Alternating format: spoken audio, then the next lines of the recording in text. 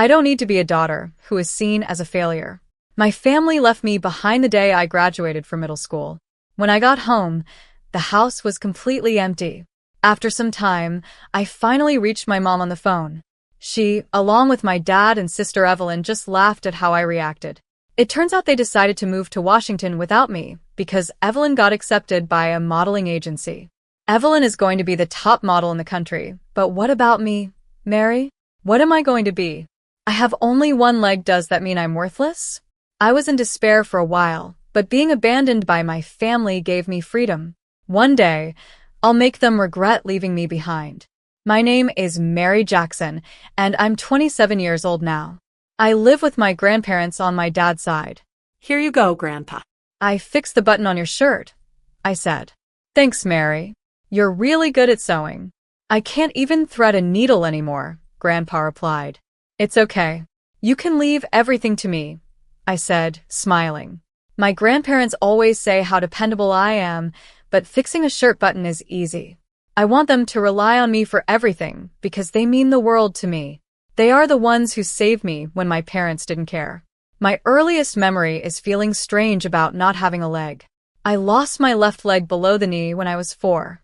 I barely remember it, but the pain and the injections still give me shivers. What hurt more than the physical pain was being left alone in the hospital. Mom didn't come today either. Will she come tomorrow? I would ask the nurse, and she would give me a weak smile.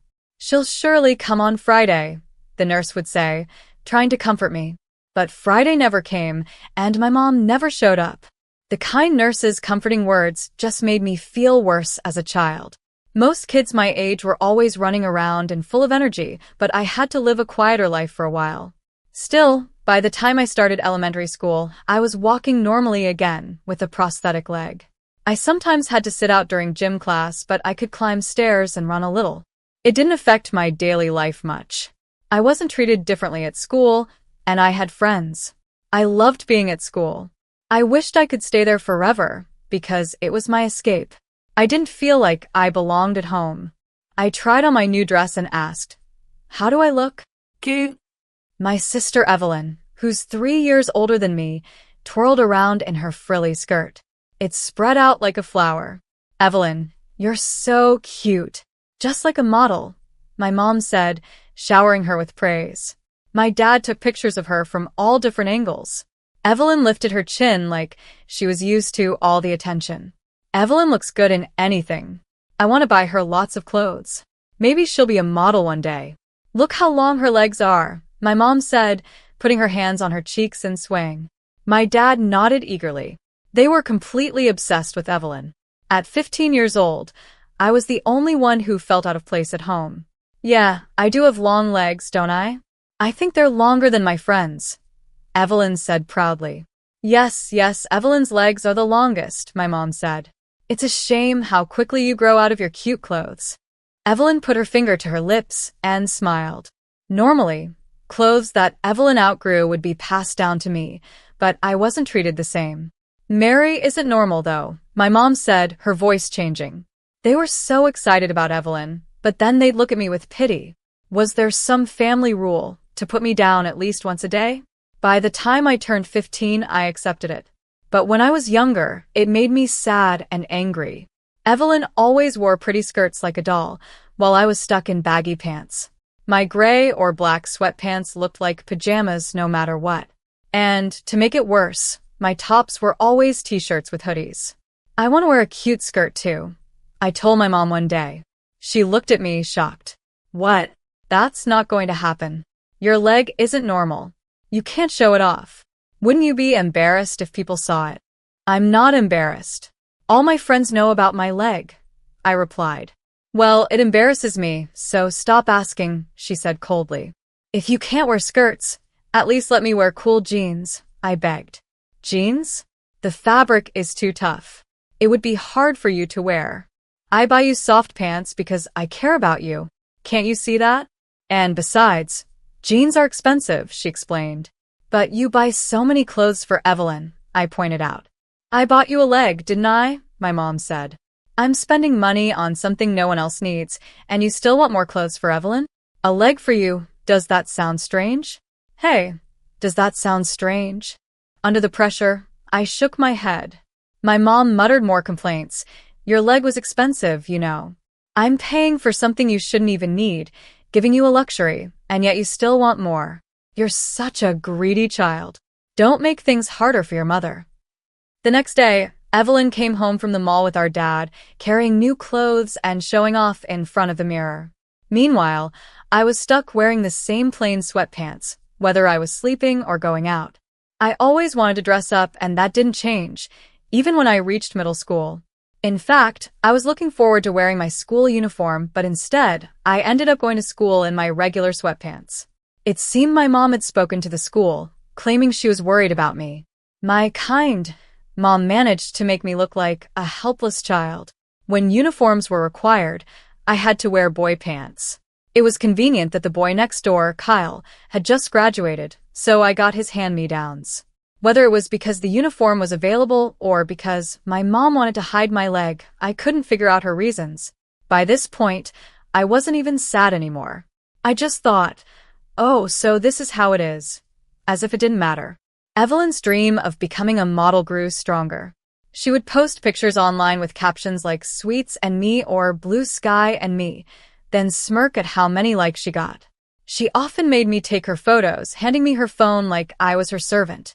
I'd be in trouble if I refused, so I eventually stopped saying no. But Evelyn was very picky, making me retake the photos over and over, which was exhausting. This one looks good. The angle from below makes my legs look super long. This is perfect, she'd say, then suddenly shout. Wait, hold on. No way, Mary. You're in the reflection of the window. Evelyn immediately deleted all the photos. That was close. It would be a disaster if people knew I had a sister like you. You showing up in my photo is so inconsiderate. You're not supposed to be seen by anyone. Think about your place, she scolded. After helping her with the photos, that's how she treated me. I didn't have the energy to argue back anymore. I just took in all her insults, knowing I wasn't needed in that house. I always felt like I was just in the way. I knew that all too well. So, I tried to avoid causing any problems for my parents or Evelyn and lived like I was invisible. But never in my wildest dreams did I think they would abandon me right after I graduated from middle school. When I got home after the graduation ceremony, the house was a mess. Clothes and random things like a spatula were scattered on the floor, but the TV, refrigerator, and Evelyn's mirror were gone. It looked like no one had ever lived there. Mom, are you here? I called out. She had come to the graduation ceremony, but it felt like she was just going through the motions. I was the only one there whose parents didn't show any real interest. I thought maybe she had other things to do, but when I left the house that morning, she had just been lying in bed, so it was clear my graduation didn't matter to her. The strange state of the house sent a chill down my spine. I didn't care about the empty rooms. I only cared about whether my mom was okay. Could something have happened to her? A burglary, maybe? My mind jumped to the worst possibilities. Even though my mom didn't care much about me, I was worried about her. I searched the whole house, bedroom, bathroom, balcony, but she wasn't there. I tried calling her phone, but it didn't connect. Then I called my dad, but all I got was his voicemail. I started panicking, calling my mom over and over again. Finally, the ringing stopped, and I heard my mom's voice, though she sounded irritated. I was so relieved, I almost cried. Mom, you finally answered. I'm so glad you're okay. Are you alright? Huh, she replied, confused. I quickly explained what I saw when I came home, and then, out of nowhere, she started laughing. What are you even talking about? There was no burglar, she said. How do you know that? I asked. Of course, we know because we moved out. What? I hadn't realized it until then, but the noise in the background sounded busy, like they were somewhere else. I could hear Evelyn and my dad laughing, too. Hey, Mom, what's Mary saying? Evelyn asked. She's panicking, thinking there was a break-in, Mom answered, still laughing. See? I told you we should have left a note. Poor Mary. I couldn't believe what I was hearing. My mom, Evelyn, and my dad were all cheerful, like it was just another day. Hey, Mary, we're moving to Washington. Do you know why? My mom asked. I didn't answer, because I had no idea. Guess what? I'm going to become a model, Evelyn announced.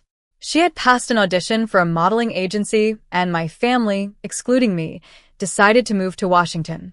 Mary just graduated from middle school, so she'll be fine on her own, right? My mom continued. We could have moved earlier, but we waited until today for your sake. You get that we were being kind, don't you? They took care of me until I finished middle school, but now they were leaving me behind without a second thought.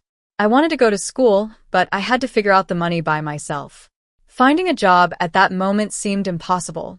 My mom taunted me with a cheerful voice. Well, try to figure it out on your own. I was frozen, still holding the phone to my ear, when she delivered the final blow. Evelyn is going to be the #1 model in the USA, and Mary, what will you become? We don't need a failed daughter. Then she hung up. It felt horrible, impossible. I wanted to scream, help me, don't leave me. I thought about calling her back to beg, but I stopped myself. She wouldn't listen anyway. I was just 15, fresh out of middle school, and now I had to live on my own. Could my teachers help me if I asked? No, that would only bother them. Then I thought of my grandparents. They lived in the same city, but I hadn't seen them in 15 years. My mom always spoke badly about them, calling them terrible people who made her life hard. I wasn't sure if they would even take me in, but they were the only family I had left. Still wearing my middle school uniform, with a flower pin for my graduation, I took the bus to my grandparent house, barely remembering what they looked like. When I arrived, my grandma opened the door. Mary, is that you? You've grown so much. I've missed you, she said with tears in her eyes, hugging me tightly. I had prepared myself to meet mean people, but all the tension left my body, and I started crying. Emotions I didn't even realize I had came pouring out as I collapsed at the entrance. I told my grandparents everything, sobbing uncontrollably. My grandma's face was full of sadness, not knowing what to say, while my grandpa gently patted my shoulder. It's okay, you don't need to worry, he said softly. They weren't the bad people I had imagined. In that moment, I was saved by them, the only ones who cared. Mary, you're not a failure. You're just a normal girl. Don't be afraid, live the way you want to, they told me. Since that day, I've been living with my grandparents. They've never told me no whenever I ask them for advice. They always say, give it a try. For the first time, I wore a knee-length skirt that fluttered as I walked. Mary, you look lovely. It suits you, my grandma said with a smile. I felt a mix of shyness and joy. That was the first time I realized how much happiness wearing clothes I liked could bring me. My grandparents accepted me no matter what. When I dyed my hair blonde, my grandpa just smiled and said, it looks good on you. When I bought pants with holes in the knees, my grandma worried and added little patches to cover them. I secretly cried because I had saved up for my part-time job to buy a sewing machine. But on Christmas morning, I woke up to find a high-end sewing machine next to my pillow. I was so surprised that Santa Claus came for me at my age. These are some of my most precious memories. Living without restrictions, I went on to attend fashion school after graduating from high school. While I was still in school, I launched my own brand. I designed the cute skirts and cool denim pants I had always dreamed of. My designs focus not only on style but also on inclusivity clothes that anyone can wear comfortably, regardless of age, health, or physical limitations. Now, at 27, my work is going well, and I feel like I'm living a fulfilling life. But everything suddenly changed when I heard a familiar voice. Mary, long time no see, my mother said, arms open as if waiting for a hug. She was standing in front of my company. I stepped back, but she quickly moved closer. My father was also there, scratching his head and smiling awkwardly. Wow, Mary, I didn't think you'd make it this far. This is your company, right? That's amazing. I always knew you'd become someone great. It had been 15 years since my family abandoned me. I wasn't expecting a heartwarming reunion. The reason they were here now was obvious. Recently, I was interviewed on TV about my company. The focus was on my products, but my parents were more interested in the fact that I was the CEO. Really amazing, Mary. I saw you on TV and immediately looked up everything about you. Your company's sales are $800 million. Does that mean you're a billionaire now? Wow, I'm so proud of you, my mother said excitedly, grabbing my hand. We've moved back from Washington. Let's live together again, she added, narrowing her eyes as if she were being kind. But despite the warmth she tried to show, I felt nothing but chills. I tilted my head slightly and said, "Excuse me, but I don't have a mother." What? Mary, she asked, looking shocked. Trying not to sound too serious, I smiled and replied, 15 years ago, my family, my mother, father, and sister abandoned me. So, I don't have a mother. Over the years, when friends or others asked about my family, I always smiled and acted like everything was fine. If I told the truth that my family left me on the day of my middle school graduation, people would just feel sorry for me. So I never let anyone know the full story. I don't care about the past, I said calmly. Are you still angry, Mary? Holding a grudge over something that happened 15 years ago? My mother asked, trying to laugh it off. You're surprisingly vindictive. I kept my polite smile. It's been 15 years. I'm not angry anymore. I just don't care about people who don't matter to me. My mother's face twitched, and her eyes widened. It's funny how, when you become successful or get rich, suddenly more relatives appear. Like flies swarming around money, they need to be dealt with. Looking at the woman in front of me, I couldn't even be sure she was really my mother. After 15 years, she looked so different from the woman in my memories. Come on, Mary. We're family. We have a bond that can't be broken, she said, rolling her eyes before grabbing my hand again. I can't say much about family because my memory of it has faded. But you're not my mother, I replied, still calm. Her grip on my hand tightened, but I didn't flinch. My mother isn't an old woman with wrinkles like you, I added, not breaking my expression. Her hand jerked away, and she quickly covered her face. My sister had gone to Washington to become a model, and I remember my mother always taking care of her looks, obsessed with skincare. Even though 15 years had passed, a woman in her 60s shouldn't look like this. No offense, but aren't you in your 80s? I asked. She let out a small cry, her face twisting as more wrinkles deepened. The sight was like something out of a fairy tale, like a wicked old woman. Even though I was treating her like a stranger, part of me knew she still had traces of the mother I once knew. But it was true, she looked much older than she should. Her face was covered in wrinkles, and her cheeks sagged like a bulldog's. Her hair was streaked with gray, dry, and frizzy. She wasn't just thin. She looked starved. The fingers that had gripped my hand earlier felt like dried-up twigs. You ungrateful child, she snapped. After everything I did for you, giving birth to you, raising you, and this is how you repay me? I am your mother. Shouldn't a daughter show some respect? She lunged at me, her desperation clear. It was obvious she was struggling in life. Respect? I asked quietly, watching her carefully. Her lips twisted into a smile. You're a CEO now, right? It's only natural for you to support your family, she said. Yes, I'll support my important family, I replied, easily shaking off her frail hand. But my family only includes my grandparents. What? She gasped. The rest of my family abandoned me, I said, walking away. I have no obligation to help you, right? I said calmly. But you have money. Don't be mean. I'm not asking for your whole fortune, just about $30,000, my mother pleaded, clinging to me desperately. Her tone softened as she tried to get through to me, her eyes filling with tears. Look, Mary, I'm in trouble. Life in Washington is tough with the high cost of living. I've had to borrow some money. Can't you help me? We're family, aren't we? She begged, tears streaming down her face. But the sight of an old woman pleading didn't touch my heart. I was getting tired of dealing with her when I saw 3 figures approaching behind her. My mother turned around, and her face twisted in annoyance. What do you want now? She spat, glaring at my grandparents. Is it wrong for a mother to visit her daughter? She asked, trying to defend herself. Yes, it is, my grandpa replied sharply, without hesitation. You've got some nerve showing up after abandoning your daughter. You said she was no longer needed, right? You threw her away like trash, and now you're begging that same trash for help. How pathetic.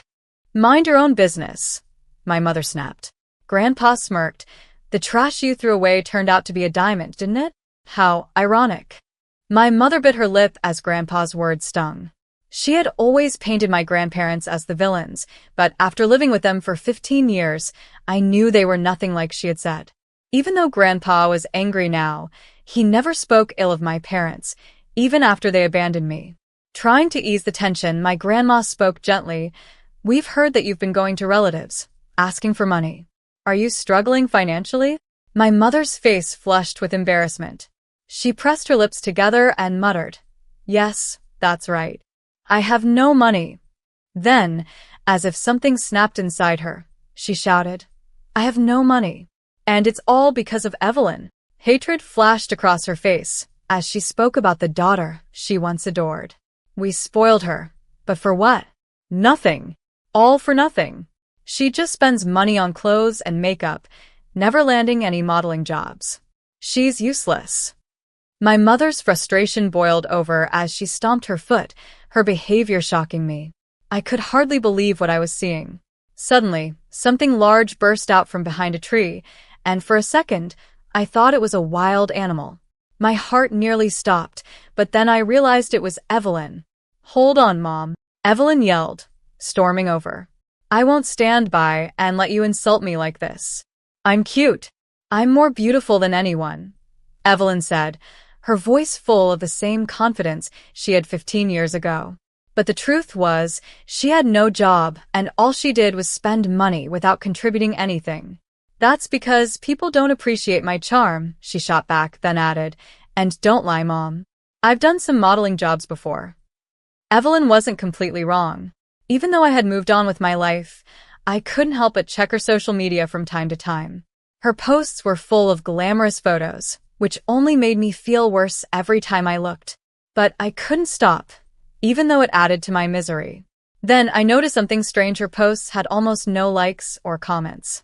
She only had 5 followers, which was fewer than my own old, forgotten account. The few comments she did have felt kind of mean, and when I checked out those accounts, it became clear they were making fun of her. No experience, but she acts like a pro. Spends hours demanding reshoots because the photos don't capture her charm. No wonder she doesn't get modeling jobs. Who would want to work with her? One comment read, "What do they know? What's wrong with being picky when I'm a professional?" Evelyn snapped, clearly frustrated. But the truth was, she wasn't getting any modeling jobs, and it was obvious why. I looked closely at her now. Her face was overly bright, her eyes seemed too large, her lips too pink, and her chin too pointed. The Evelyn standing in front of me looked nothing like the person on her social media. It was all built on lies and fake appearances. "I'm different from those other models," she said proudly. "I don't need surgery or fake compliments. I'm a real model. I don't suck up to people for jobs like those other girls. I'd rather stay out of that ridiculous world." Despite being disowned by our mother, Evelyn's confidence was still strong. In a strange way, I kind of admired her for it. Who would have thought that Mary would become a CEO of an apparel brand? "Maybe you want me to be your model, huh? Is that it?" she asked, smiling confidently. "I don't usually work with family, but if you insist, I might just consider it." Her positive attitude was probably because our parents spoiled her so much. She was the complete opposite of me. I had always been the one looking down, unsure of myself. I wasn't sure if I envied her or not. "You as our model?" "Well, it depends on the terms," I replied. "I might even sign an exclusive contract." "Oh, really?" she said, perking up. "But there's one thing," I continued. "Our brand values a natural vibe. We showcase people as they really are, without edits. So it might be difficult for you." "What?" Evelyn's eyes widened in shock. "I've seen your Instagram," I said. "The you on there and the real you, they're completely different. Modeling without edits. Are you serious?" Evelyn gasped. Her eyes opened so wide that her fake eyelashes fell off, and the makeup on her face started cracking, like porcelain. "I'm not going to give you money or use you as a model. You abandoned me, so please leave me alone," I said clearly, then turned my back on them. Evelyn muttered in a trembling voice, "Who do you think you are?" I already knew they would show up. Evelyn had posted about it on social media, claiming, I'll be the exclusive model for some company, and when I go back to my hometown, everyone keeps looking at me. Can they tell I'm a model just by my aura? Her posts were so embarrassing to read, but they were helpful for keeping track of what they were up to. Knowing my parents might visit, I was prepared and ready to handle it without getting upset. As I was leaving with my grandparents, my father, who had been silent like he wasn't even there, suddenly stepped forward with a grin. Mary, I didn't do anything bad to you. I was just a victim, scared of your strong-willed mother and Evelyn. I've always been worried about you deep down. That counts, right? His words caught me off guard, and I hesitated for a moment. Then he turned to my grandparents, apologizing seriously.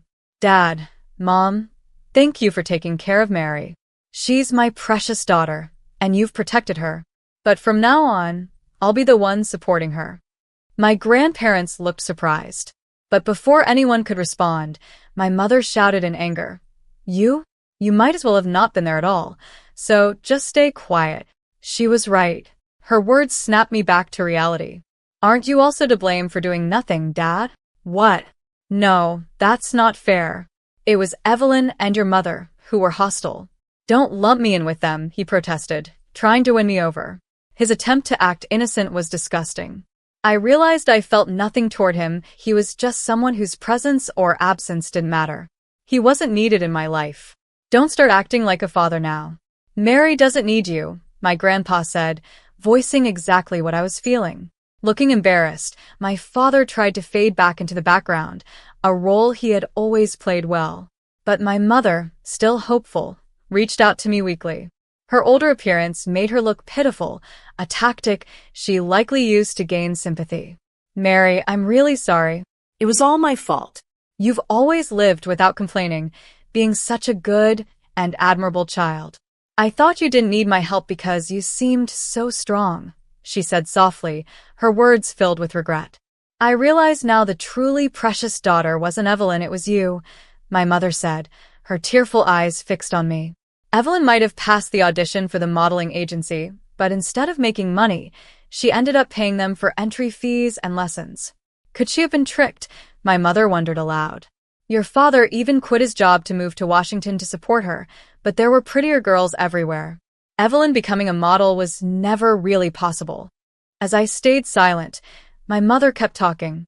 But you, Mary, you're a CEO. How wonderful. You're my daughter, and I'm so proud. The more she praised me, the colder I felt. But wasn't I the daughter you didn't need? I asked. Oh, did I say something like that? She said, pretending she didn't remember. Before she could continue, my grandpa cut in. It's rich for you to say that, considering you're the one who caused Mary to lose her leg, he said. My mother flinched. What? That was an accident. I confused the gas pedal with the brake, she said defensively. I didn't mean to. I drove into Mary while she was playing in the yard. It was a miracle she survived. That was decades ago. Why bring it up now? You've blamed me enough for that. Are you still trying to torment me? She snapped, showing no remorse. Even after all these years, she still wouldn't admit fault. It wasn't about me, was it? It was always about you, I said quietly. I have no memory of that time, but now I understand. This leg, it's because of you, Mom. It wasn't because I hated you, she cried. It was an accident.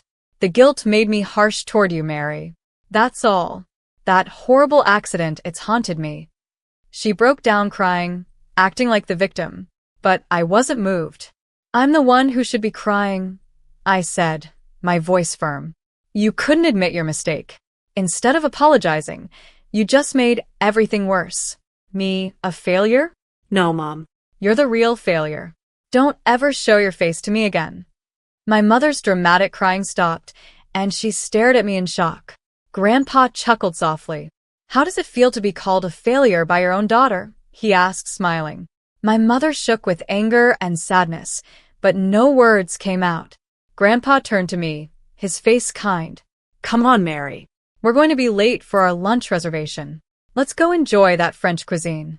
My family now is only my grandparents. After that incident, Evelyn somehow became a bit of a celebrity. Her social media suddenly gained more likes and comments. It turns out someone had recorded our argument and posted it online. The clip showed Evelyn and my mother berating me, and it sparked a flood of criticism against them. Evelyn must be thrilled she finally achieved her dream of fame. It was all a misunderstanding, Mary. Please explain, she and my mother begged me. But the more they tried to argue online, the worse it got for them. Mary, you have to help us, they pleaded. There's nothing I can do, I replied with false humility. I'm just the trash you threw away, remember? No matter how hard they tried, nothing worked. Eventually, they gave up, switching from begging to screaming in frustration. I was done with them. I increased security at my company to make sure I wouldn't run into them again. At first, Evelyn, always so positive, tried to take advantage of the attention. She filled her social media with selfies, hoping to turn the critics into fans. But, as expected, it didn't work. The comment sections were full of harsh remarks, and even Evelyn's upbeat attitude couldn't handle it. After a few sad posts, Evelyn stopped updating altogether. I don't know what happened to Evelyn, or my mother after that. Oh, and my father? I almost forgot, he's just as irrelevant. This encounter with my parents made me even more grateful for my grandparents. Grandpa, Grandma, thank you, I said, feeling a bit shy as I expressed my gratitude. Grandma took my hand and smiled. It's normal for grandparents to love their grandchild. Thanks to them, I've been able to live a normal life. Children should always be spoiled by their grandparents. I'm already 27, you know, I said, laughing. To us, you will always be our baby, Mary. Age and social status don't matter. You can always be yourself with us, Grandma said warmly. And with them, I knew that was true.